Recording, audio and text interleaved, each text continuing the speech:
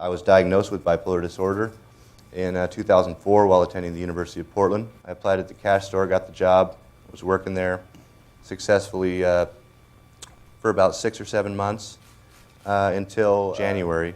I stopped taking my medication in about October of 2006. January, my family became aware I was having a manic episode. Called in to my manager, and I had to request a total of 3 times. I stated that I'm sick, I'm not going to be able to work. The time off that I was needed is related to bipolar disorder. And so while I was seeing the doctor, my manager called my mom and basically asked, so do you know when Sean's going to be able to come back to work? And she said, hey, he's still in seeing the doctor, but typically he's needed a week or maybe 2 until he kind of gets back to that equilibrium so that he can think clearly. And my manager said, well, that's not going to happen.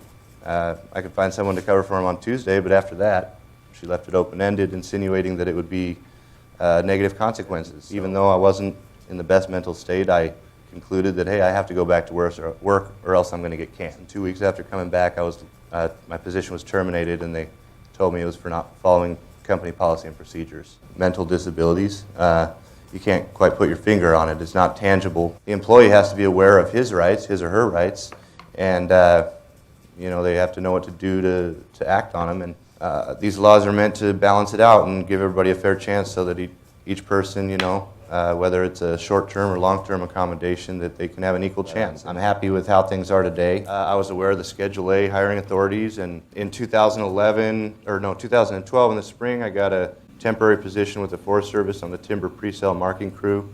I worked 2 seasons, and then once again I used Schedule A to get hired as a permanent employee at the VA in Vancouver, where I currently work as a claims examiner.